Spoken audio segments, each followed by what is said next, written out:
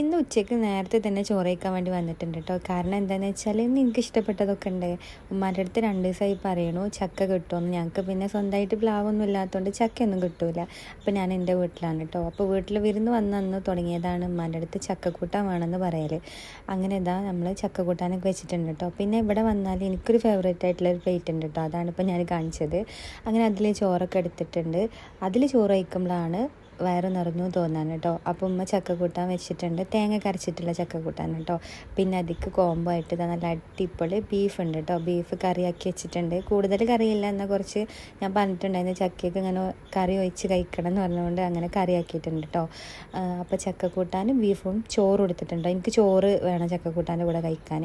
അങ്ങനെ ചോറ് എടുത്തിട്ടുണ്ട്. പിന്നെ ഇതാ നല്ല അച്ചാറുണ്ട്, മിക്സ്ഡ് അച്ചാറാണ് കേട്ടോ. പിന്നെ ഇതിൻ്റെ കൂടെ നല്ല കോംബോ ആയിട്ട് കട്ടൻ ചായ ഉണ്ട്, നല്ല ചൂടുള്ള കട്ടൻ ചായ ഉണ്ട് കേട്ടോ. ഈ ഒരു കോംബാണ് ഞാൻ എപ്പോഴും കഴിക്കൽ കേട്ടോ. മീൻകറി ആണെങ്കിലും അടിപൊളിയാണ്, പക്ഷെ ഒന്നും കൂടി ടേസ്റ്റ് ബീഫാണ് കേട്ടോ. പിന്നെ ഇതൊക്കെ ഒന്നിൻ്റെ കുറവുണ്ട്, തൈര്. നല്ല തൈര് ഉണ്ടെങ്കിൽ അതും അടിപൊളിയാണ് കേട്ടോ. ഉള്ളി ഇട്ടിട്ടുള്ള തൈരാണെങ്കിലും വെറും തൈരാണെങ്കിലും നല്ല അടിപൊളി ടേസ്റ്റാണ് കേട്ടോ.